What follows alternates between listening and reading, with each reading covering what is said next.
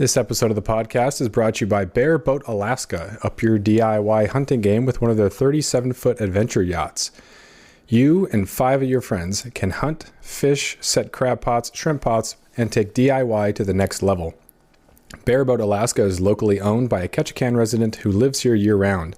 Call Larry at 907-617-4542 or go to bareboatalaska.com. That's B-A-R-E boatalaska.com and tell Larry you heard about it on this podcast.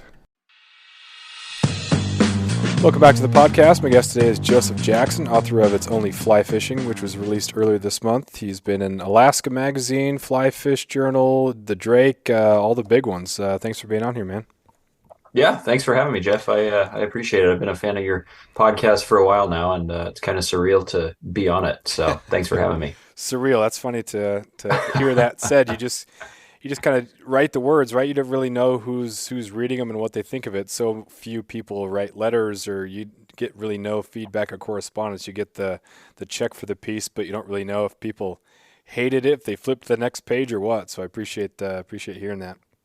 Exactly. Yeah, writers kind of operate in the dark, it seems like most of the time. So how'd you get your start in writing? Did you journalism major, minor, or just write stories? Good question. Yeah, so I kind of just got into it, on a personal level, Jeff. My original degree was in wildlife biology, and it was actually kind of when I was working through my undergrad that I started writing trapping articles like fur trapping. And I realized, people would publish this and sometimes pay me for it, and I thought that was pretty cool because I could do the things I love and then come back and write about it and get some readership. So that started happening with fly fishing. I'm starting to do a little more like history based and upland bird hunting articles around those things. So yeah, just kind of fell into it, stuff that I love doing, and then reflecting on that through writing. How did you deal with obviously, I'm sure that you had some rejection along the way. No one just sends out their first article and is published. And if that does happen, there's some lean times in between. But how did you handle the initial steps in the writing? Yeah. So I guess I kind of had a pretty cushy start because I was writing for a lot of really super niche trapping magazines, and they're wanting to take whatever they can get, right? So I was this 18, 19-year-old writer that was probably not producing very good stuff, but they wanted it, and so it gave me some confidence boosts right off the bat. But yeah, definitely once I started trying for the bigger magazines, it was a lot of rejection. But I kind of told myself, if I'm not getting rejected, I'm not putting myself out there enough. Right. So in fact, and other writers do this too, like Stephen King has stories that, having a nail in the wall and just, putting rejection letter after rejection letter on it. And I was kind of the same way. And I was almost a badge of pride to see how many rejection letters I could get. Cause I figure law of averages, you get 100 rejections, you're bound to get at least one positive response. So. Yeah, I still have a rejection letter from Field and Stream, and now you can't even find who you can submit to. There's no like an email for submissions, and Yeah. those smaller magazines. And I don't even like calling them smaller magazines because they're so important for people. And they're so willing to help people out. They'll take submissions. They'll pay you on time, which is super nice. You'd be amazed at how many people that that aren't writers. They'd be amazed by how long it takes payments to come out, and how some magazines end up being just like an advertisement type thing, and it's mostly about the advertisements. They don't really care much about the writers. That's not like a woe is us or poor us or anything like that, but it is Yeah. interesting to see the different models and how certain magazines value writers, and then it makes sense that really good writers gravitate to those sort of magazines. It's a lot of fun too when you really want to put forth your best effort on that because it's a big deal, and you want to keep that connection. Exactly. Yeah. Well, it's nice. You rarely receive like positive reader letters. You rarely know, whether or not you're making an impact. But yeah, the at least the magazines that I've kind of fallen into writing for, they do a good job of making you feel valued. So. When you're writing a story, do you sit down afterwards and just kind of try to type it out? Do you wait for inspiration, or how do you that post fishing trip marinade or hunting trip marinade? How does that go?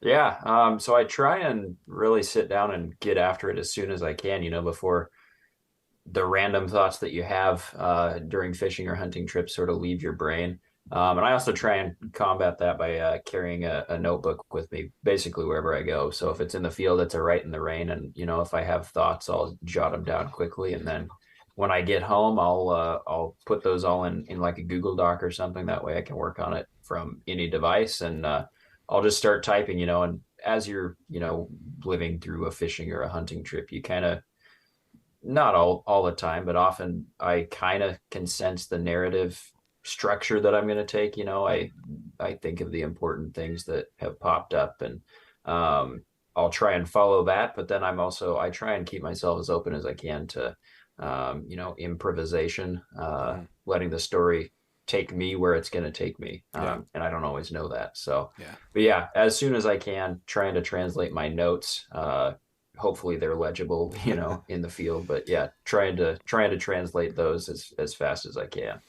Yeah, it's kind of a double-edged sword. Sometimes I'm out there and I'm thinking about the story too early. I'm already writing it in my head, and Yep.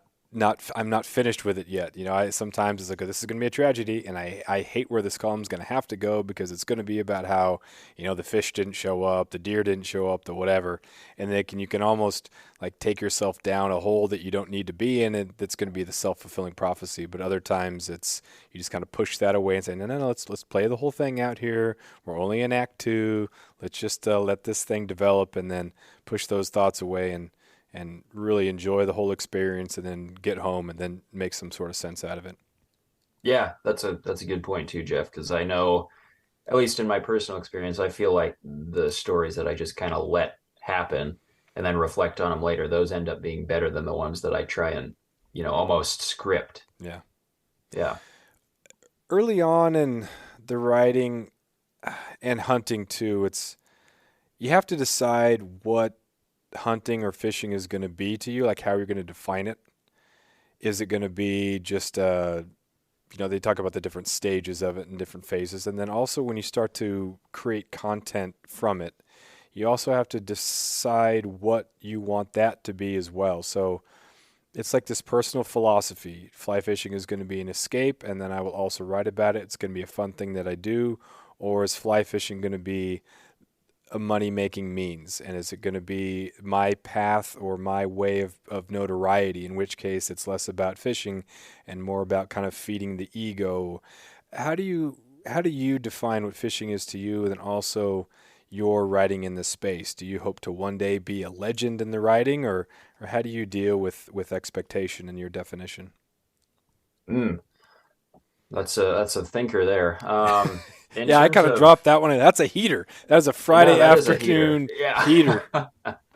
No, that's great. I appreciate it. So in terms of like what fly fishing means to me, I wrote this whole book, it's only fishing about that, and I still have no idea Mm, what fly fishing is to me. I know elements of what fly fishing is to me. It's and I mention it in the introduction to my book. It's like a return to childhood almost because I don't know. I try and shed as much of my ego as I can when I go fishing. I just find that very freeing. I'm getting better at letting the fishing journey take me where it's going to take me because in fishing you can't plan for anything, right? hmm It's up to the fish, it's up to Mother Nature, call it what you will, but it's basically not up to me. And I guess that's a pretty salient part of what fly fishing is to me is just surrendering to that. In terms of the writing, I would say I'd like to be known more as a writer than a fly fisherman. I don't consider myself a particularly good fly fisherman. I think I'm reflective. That might be my saving grace is, I'm very detailed in journaling, whether it's writing an essay or not. I'm writing what weather conditions were like, how the fish were behaving, like good spots, bad spots, that sort of thing. So I think just by sheer observation, I end up doing okay. But yeah, I would hope that my synthesis of my fishing trips is good enough to where I could someday be on the level of like the John Gierachs and the Ted Leesons and the vaunted fly fishing writers. I know that's a lot to hope for, but that's kind of the goal, right? Yeah, yeah. I think pretending to be overly humble isn't necessarily reasonable, because you have to have enough confidence in the space to know that you're worth, like, this is good enough to be submitted, this is good enough to be published, and this is good Exactly. enough to get pay for it. It's work. It takes time, it takes effort, and so you should be paid for it. And if you just kind of hope, well, maybe just one reader, and if one reader is there, like, yeah, that's a nice thing to say.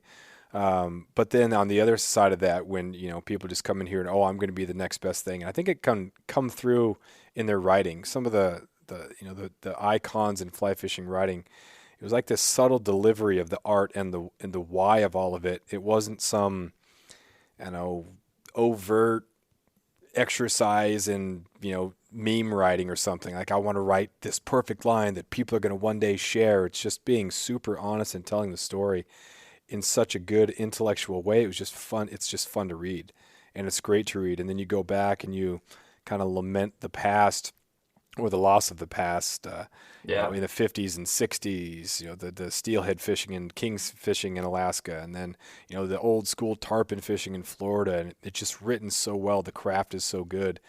And then now it's, being true to yourself, telling your own story, not trying to be someone else, be your version, but, be influenced by those other people. And I think it's super important to do that. Yeah, that's exactly right. And that's something I had to, going sort of back to my writing beginnings, like as I started getting more into fly fishing writing, and first of all, realizing that was a thing, because I definitely didn't read fly fishing literature growing up. Mm-hmm. And so when I discovered that, like in college, it was, everything I wrote was like in the vein of Ted Leeson, John Gierach, Thomas McGuane. And then over time, as you get more practiced, I kind of try to take on my own voice, because you're exactly right. Like those writers are well known and cherished because they just have a way of almost being invisible in their writing, but telling the story so well that it just comes off as totally honest. And Yeah. then, for someone to imitate that poorly, it just comes off as pretentious, and Mm-hmm. nobody likes it. So Yeah. trying to get past that point, I guess, and into my own style has been one of the hurdles that I've grappled with. Yeah. Gierach's one of my favorites. You can reread his book over and over again, or whatever book it is. You can reread it over and over again, and you might have lines that are underlined in there, and you know exactly what's going to happen. Yeah. But just from the element of craft, if you're a writer and you're stuck, and you just, how effortless it is for him to write that, which is encouraging, because you don't have to overcomplicate it. Just tell the story. Just tell the story. Exactly. But then also he'll word something so eloquently you think, dang, it would take me a page to try to just maybe get something, but it's just so perfect there in one sentence. So it's good to be reminded to tell your own story and let that tell the story. And then also just the amount of time he spent to get to that spot. And man, his books are great, and I love rereading them. And it's tough to think about the one day it's going to be the last book, and I try to cherish that now before he stops writing, because after years of fine print contracts and getting ripped off by big wireless providers, if we've learned anything, it's that there's always a catch. So when I first heard that Mint Mobile offers premium wireless starting at just $15 a month, I thought, what's the catch? But after talking to them and using their service, it all made sense. There isn't one. Mint Mobile's secret sauce is that they're the first company to sell wireless service online only. They cut out the cost of retail stores and pass those sweet savings directly to you. For anyone who hates their phone bill, Mint Mobile offers premium wireless for just $15 a month. I was hesitant about having to get a new phone and a new phone number, but with Mint, you can use your own phone with any Mint Mobile plan and keep your same phone and your same phone number along with all of your existing contacts. Mint Mobile gives you the best rate whether you're buying for one or for a family, and at Mint, families start at 2 lines. All plans come with unlimited talk and text plus high-speed data delivered on the nation's largest 5G network. Switch to Mint Mobile and get premium wireless service starting at just $15 a month. To get your new wireless plan for just $15 a month and to get the plan shipped to your door for free, go to mintmobile.com/waypoint. That is mintmobile.com/waypoint. Cut your wireless bill to $15 a month at mintmobile.com/waypoint. Man, I could take one every other year forever. Yeah, me too. I know the bookshelf to my right here is full of. I pride myself on having every one of John Gierach's books, and I'm definitely looking forward to the one that's coming out in March, I think it is. Yeah. Yeah. Um, do you ever feel that you get redundant? I get this sometimes. I write a column, and it seems sometimes that the same themes come up over and over again. I think, man, are people tired of hearing the same sort of thing because it is different, but it is the same? Um, a guy like Gierach, it's fly fishing. It's the same places. You can guess where he's going to be, but still, it's just different enough. Do you ever kind of get into a rut and think, this is redundant, or worry about it being tired? Yeah, I definitely think so. I have my preferences in terms of like themes, I and even places that I fish too, I tend to gravitate toward interior Alaska in my fishing, and then therefore, settings and fish and techniques, those can all end up being the same. And I probably reuse lines. I don't know. I hope not, but you never know. And then yeah, themes too, like I don't know. I usually take a hard look at the past and like my childhood whenever I write about fly fishing, just going back to my origin sort of thing. And yeah, I have to be careful and kind of remind myself like not everyone cares as much about your childhood as you do, like Yeah. make it relatable, like make it specific enough to be poignant, but don't overdo it because hmm yeah, nobody cares at a certain point. Yeah, I think there's if you can use it as a connector, and I think that's that thing that makes the difference between a podcast that's a conversation that has interest, and then writing about things that have interest versus it's people telling inside jokes on a podcast, which gets really boring because you're not there, and so it doesn't really make any sense. There's nothing to kind of grab onto. Same Yeah. thing with reading. If it's just this, if it's all about you and it's all about your past, your inside jokes, and there's no connecting element, then it ends up being kind of boring. So, um, and then also again, not applying too much weight to something that happened in the past.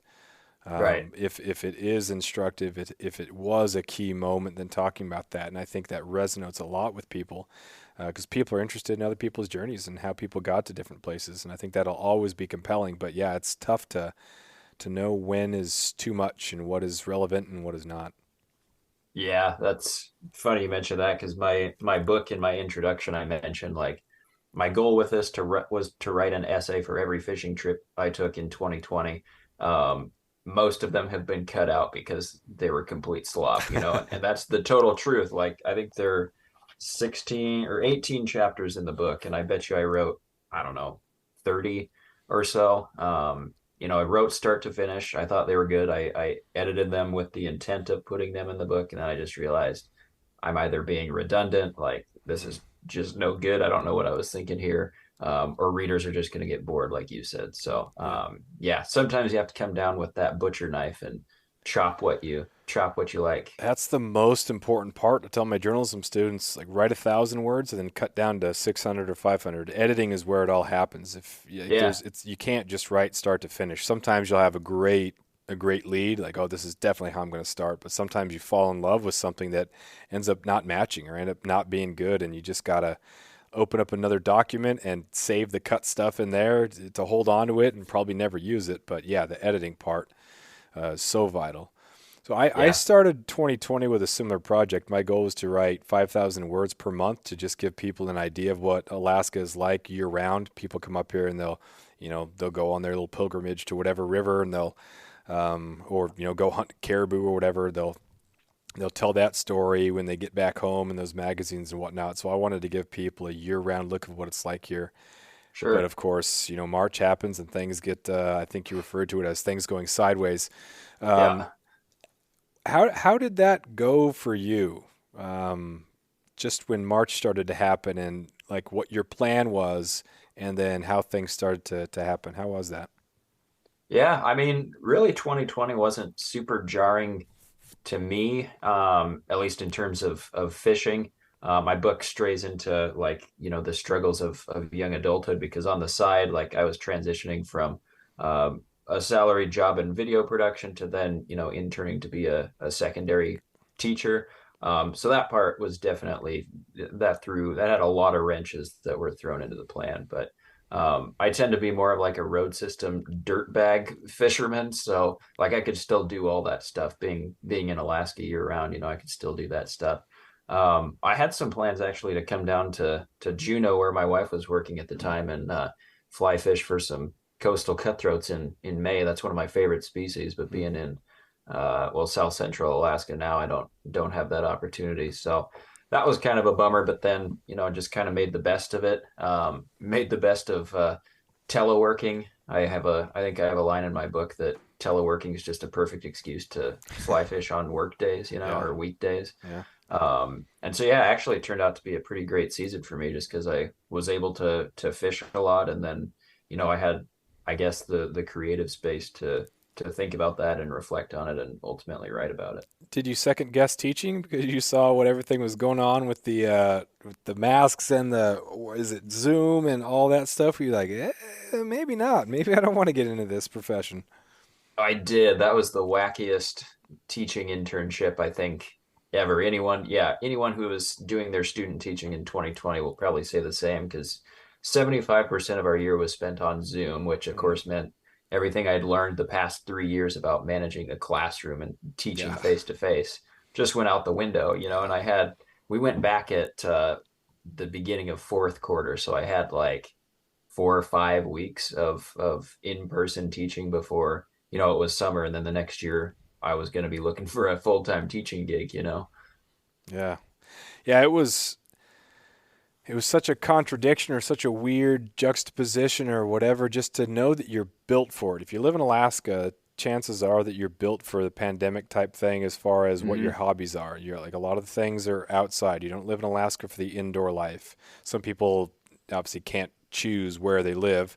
But by and large, a lot of people, the things that you do to just live your everyday life are things that ended up being really good and helpful and healthy for COVID. So your life outside of your job, okay, I'm good. I like this. This is perfect. I'm glad I'm here. I have these habits. I don't have to convince myself to start this new habit of hiking, fishing, or whatever. Um, but yeah, the school part was, man, it was bizarre. But living here was nice because kids also had those same sort of habits and hobbies. And on the days that we were at 50% capacity and we didn't have school on Friday, kids would go out hunting. And I just thought, man, that's awesome. They wouldn't show up to office That hours, is. but I'm thinking that's what a great healthy way that they can get through this here.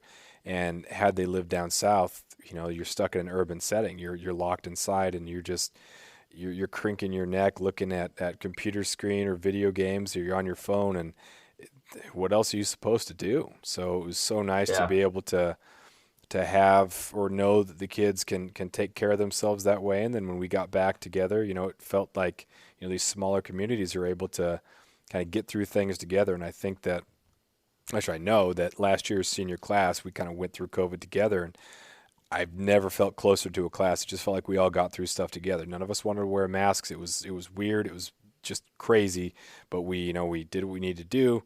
We got through it, and it made me really happy that I had the job that I did because there were some other jobs that were exposed as super bad, and some people probably would never want to be a teacher, but it actually reinforced that I do like this job. Yeah, yeah, there's like some camaraderie in the misery, right? Yeah, Yeah. yeah, Yeah, no, I'm glad you mentioned that because I mean, being in Anchorage, more of an urban setting, I mean, as Alaska goes, right? Some students were definitely shut-ins, but I think for the most part, you hit the nail on the head. Like they're able to get out, they're able to hike, they're able to, get out and kind of care for themselves, through the outdoors. And yeah, I think that helped Alaskans a lot. hmm When you were doing editing, did you go back? I haven't read all the book, but when you went back to edit, you had more time to maybe look at some of the stuff you wrote regarding the virus. Were you tempted to edit? I know when I was looking at because I went month by month, and so I looked at what I wrote in April. When I'm editing in December, I'm thinking, oh man, I could totally change this. I'm a little bit off, or I don't like what I wrote, but I try to do each month individually. And so when I was done with the month, I edited the month, and that was it, so that I wasn't editing with the benefit of hindsight. And oh boy, but it was tempting though. Did you want to cut more stuff? Did you want to change stuff? You're like, gosh, I'm just so tired of reading this stuff. How did you deal with that?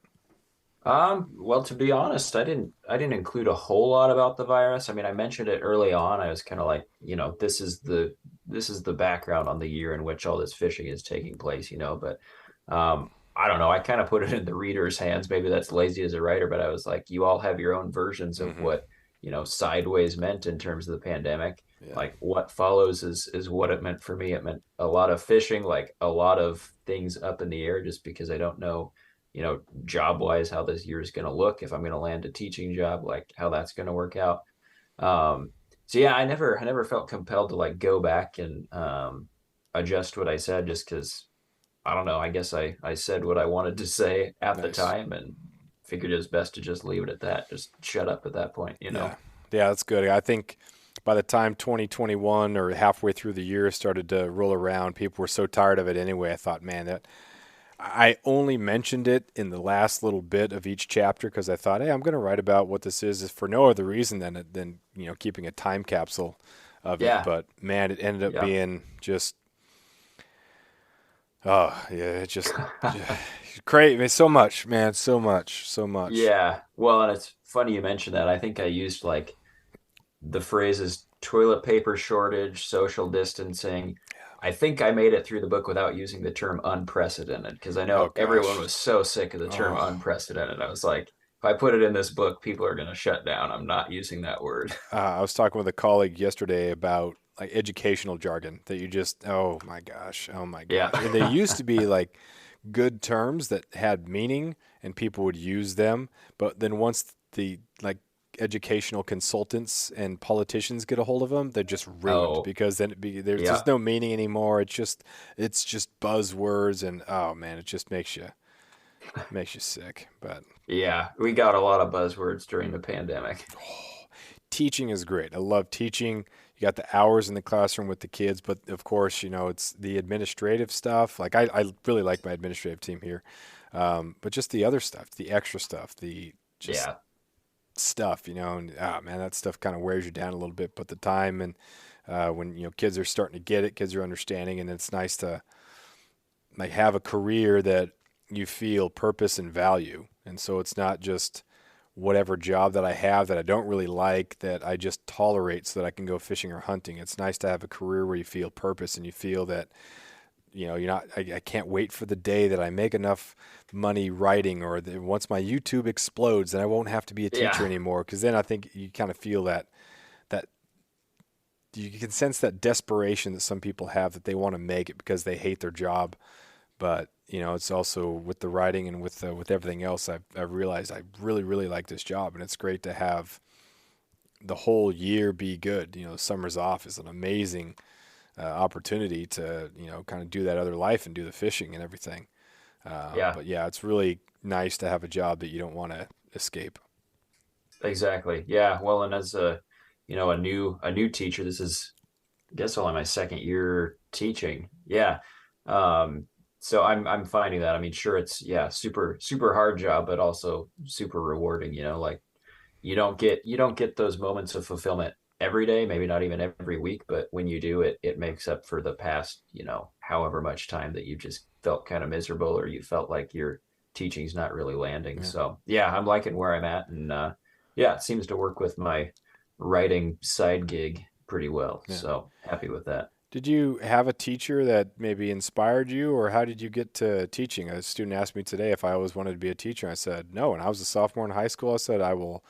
Once I leave Alaska after I graduate, I'm never coming back, and I am never going to be a teacher. And now here I am. So, Yeah. what kind of got you to become a teacher? Yeah, so when I was in Fairbanks at I just graduated college, and I was lucky enough to get a job as a video producer for the University of Alaska Fairbanks e-campus department. And so I just lucked into that because, like I mentioned earlier, my degree was in wildlife. Like it had nothing to do with video production really. That was more of a hobby that I had been practicing for a while. So landed there, and of course, eCampus specializes in delivering online courses, and I always thought like online courses are just a way to get a grade. Like meaningful Hmm. learning experiences don't happen online.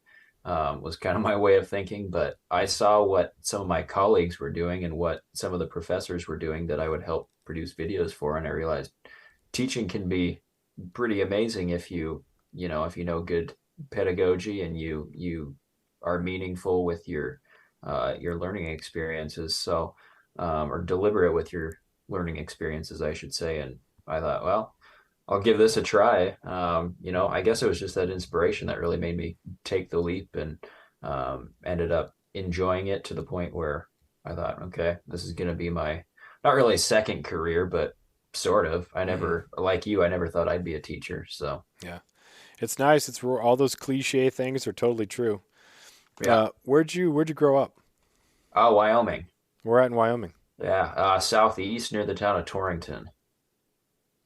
You know where that's at? Like right up against the Nebraska border, about an hour and a half north of Cheyenne, the capital. Yeah, my wife got her PhD at University of Wyoming, so I spent a lot of time the last couple summers Okay. fly fishing up in the Bighorns, and we went over to the Wind River Range. The Winds, Oh Wind. yeah, yeah. It's the Winds, but it's the Snowies, right? I always screw that up. I actually was talking with my wife about this, and I always the nickname for those mountains I always got them wrong. But yeah, my a cousin of mine was actually working on a ranch up in Torrington. Oh really? Yeah, so I've Funny never small world. been up there, but yeah, it's Wyoming's a cool state. They got some the people who know about where golden trout are very Oh yeah, very secretive. yeah. That is a hot. There are some websites where you can go to and some information if you I called a biologist to ask about some lakes that have been stocked and he gave me some information, but still it was if you were in the ballpark, he would then maybe fill in some gaps, but it wasn't like a Yeah. hey, where can I catch them and how do I get there? It was, well, where do you want to go? What type of experience do you want to have? So you had to work for it. But um, do you miss anything about some of the fishing that you did down there or the lifestyle down there? I definitely do. Yeah, and fishing actually not so much. I don't know. I'm kind of tied up with Alaska fly fishing now. I've kind of been ruined. Like, Yeah. yeah, fly fishing in Wyoming is great and all that, but I really didn't get into fly fishing too much until I came up here in 2014 for college. So this is kind of like my default for fly fishing. But in terms of other stuff, just like the landscape of Wyoming, like I'll never get that an affinity for that Hmm. out of me. I was just home for to visit my family for Thanksgiving, and did went bird hunting every day, which was amazing in late November. That's something I can't do in Hmm. Alaska. We're covered by 3 feet of snow. But yeah, just walking the pastures, like being able to see forever and the sunrises and sunsets there, it's just amazing. I do miss Wyoming a lot sometimes, and the opportunities, but um, I don't know. Alaska and Wyoming are very similar states, I feel like. I don't know if it's collective mindset or, just orientation toward the outdoors or just sort of self-sufficiency, but Hmm. it was a fairly seamless transition for me coming from Wyoming to Fairbanks, Alaska, and now Anchorage. I mean, the whole city thing is still a little off-putting to me. Like I'll never get rid of that. Like I'm a rural boy at heart. I grew Yeah. up in a town of 500 people, so Yeah. Yeah. It is different being on the road system. Here in Southeast, it's a small town that's not connected. Down there, you drive a yeah. couple hours, then you are somewhere. But man, I if I do miss something about we have mouse fishing up here, which is so much fun. Oh, amazing. But Yeah. just plopping down a hopper on one of those hot meadow streams that's such a great experience. And big old brown trout. I wouldn't, I don't not going to give up steelhead or anything like that for brown Right. trout, Yeah. but Yeah. it's like gosh, there's other fish out there that are pretty sweet. Do you have a list of some places that you want to go? I know you're super excited and you have way more water up there to fish than you could do in a couple lifetimes. But Yeah. are you eyeing Patagonia or Christmas Island or Belize or anything like that? Yeah, so I've been eyeing Slovenia and marble trout for a while, and actually my wife and I are headed there in late, right as soon as school gets out, basically. Nice. So we're headed there. I've actually this past summer I spent like practicing for that trip just because it's like 6X, 7X tippet, Mm. and I've never had to use 7X tippet in Alaska. Oh yeah. Like practicing with those tiny tippets, like practicing Euro nymphing, like doing stuff without an indicator, like been practicing for that. Love to go to Scandinavia. I think that'd be Mhm. sweet. I just got into spay fishing this past year, and I think that'd be awesome to spay fish for Atlantic salmon. I mean, whether it's Canada or Scandinavia for that matter. I think that'd be sweet. Uh, I guess North America wise, yeah, like Tierra del Fuego. Mm. Again, like spay fishing for sea run browns. That would be amazing. I have a buddy who's done that a couple times, and just yeah, I can't I probably annoy him with all my questions, but and then yeah, I get it would be pretty fun just to do like a road trip in Montana, Wyoming, Yeah. during the height of summer and just do some cutthroat fishing, like get in the stream and just wander to your heart's content, you Yeah. know. Yeah. I did the Madison a couple years ago. You have to go. I Yeah, know yeah. everybody goes there, but you still got to go to there. And some of those iconic rivers just to see them, just to see it, just to do it. Frying Pan River, Yeah. of course, in Colorado. It gets written about. You do it, and it's pretty fun. But Yeah. Yeah, that's cool. Those big name rivers, I know it is you're like compelled to do it. It's kind of like the Kenai up here. If you come to Alaska, you gotta fish the Kenai. yeah, might as So well. Might as well. might as well, yeah. Yeah. So, what do you got for a closer here? Tell people where you can get the book. Anything else you got for advertisement pitches, things like that. Okay, yeah. So you can get my book, It's Only Fishing, at my website, josephdjacksonwriter.com. Otherwise, if you just search the name, It's Only Fishing, it'll pop up on Amazon, Barnes& Noble, Target, the typical online stores. I'm trying to get a good idea of like which bookstores in Alaska it's going to be at. I'm hoping it's going to be in Juneau, Anchorage, Fairbanks, but yeah, online for those of you that aren't in those places, online is probably going to be your best bet. And yeah, I guess keep an eye out. I've got another book in the works, kind of similar, just essays on fly fishing. I've started working in more bird hunting and small game hunting in general, I guess. So that should be hopefully coming out in, I don't know, a year or two. Cool. Hard to say about the publishing world, but Oh man, yeah, that's the plan. it's crazy. That's a whole nother thing. Do you have social media things like that where people can kind of follow the progress? Oh yeah, yeah. Social media. So Instagram, I'm save a worm, fish a fly, save a worm, and then underscore fish a fly. I post updates on there, and yeah, there's a link to my website. And yeah, Instagram is really the only one I do or spend time on. I don't know. I get overwhelmed by all of the options out there these days, so I try and keep it simple. Yeah, there's no need to go to TikTok. No, Zero, no, no zero need. TikTok. Yeah, And then you're not 16, so or 17, so right. stay No, stay away from Snapchat too. But yeah, yeah. cool, man. Well, it's great to meet you. Thanks for chatting. Really appreciate it. Good luck with the book, and yeah, man, we'll be in touch. Awesome. Well, thanks again for having me, Jeff. Like I said, it's pretty cool feeling to be on this podcast, having listened to it so often. I feel like you capture the authentic Alaska. So I hope I helped you continue that. No, that's great. Thanks. I really appreciate that. It takes 300 some episodes, but I think I'm finally starting to hit my stride a little bit.